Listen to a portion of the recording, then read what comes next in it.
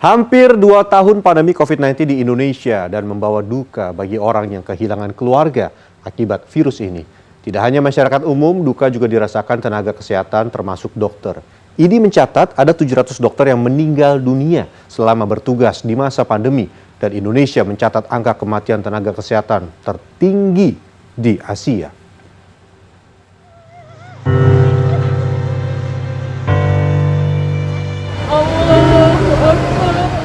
Pandemi masih terjadi, siapa saja harus mawas diri agar tidak terinfeksi.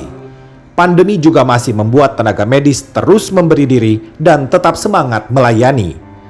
Inilah yang dilakukan oleh Leila Lengkong, dokter spesialis bedah yang bekerja di Rumah Sakit Siloam Sepanjang Jaya Bekasi dan Rumah Sakit Hosana Medika Cikarang ini mengatakan, melayani pasien COVID-19 merupakan panggilan jiwa.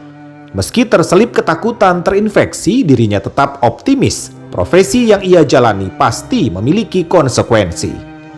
Ya sudah pasti banyak sekali pengalaman ya, baik suka dan duka.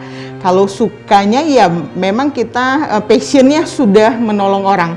Otomatis ada satu sukacita ketika kita harus membantu orang-orang, karena jujur di saat pandemi ini tidak semua dokter juga yang memang harus melayani pasien COVID. Nah kebetulan kami barangkali orang-orang yang terpilih ya dalam pelayanan pasien-pasien COVID, apalagi khususnya saya dokter bedah, ya itu merupakan suatu sukacita besar bahwa saya bisa melayani ya pasien-pasien terutama pasien-pasien COVID yang memerlukan bantuan operasi atau bedah gitu ya.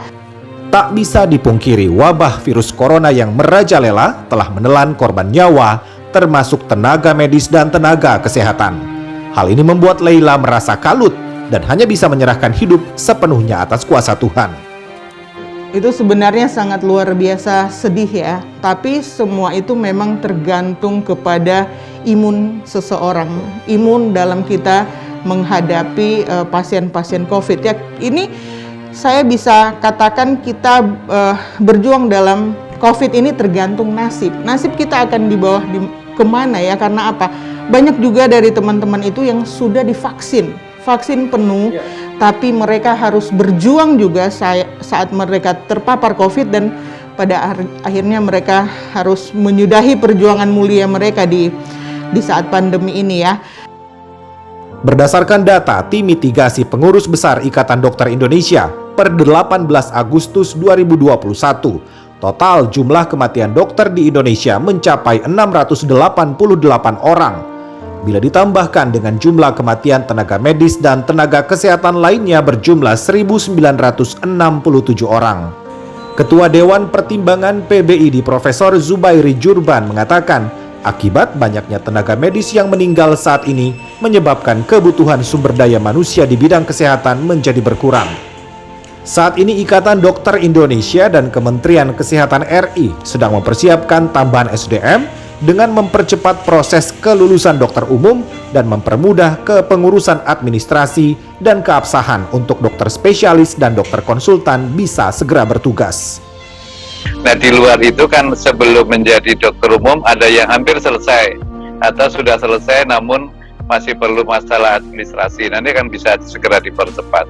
Kemudian dokter umum yang sedang mengambil spesialis itu juga bisa menolong orang dengan COVID-19 yang dalam pendidikan untuk menjadi spesialis.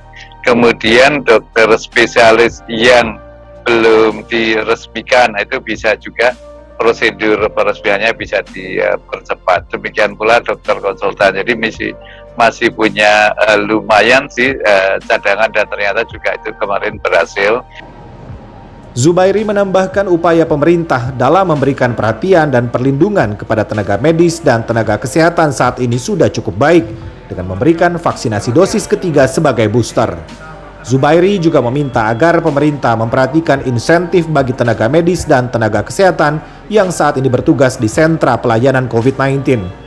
Pembayaran insentif harus dilakukan tepat waktu sesuai besaran yang sudah ditetapkan karena tenaga medis dan tenaga kesehatan memiliki keluarga yang harus dinafkahi. Tak hanya itu, Zubairi berpesan kepada tenaga medis dan tenaga kesehatan agar tetap menjaga diri selama menjalankan tugas dengan tetap menggunakan alat pelindung diri atau APD sesuai tingkatannya. Begitu tiba di rumah sakit atau puskesmas, harus segera mengenakan APD tersebut. Saat selesai bertugas, wajib untuk membersihkan diri dengan mandi dan mengganti pakaian yang bersih. Tim Liputan CNN Indonesia.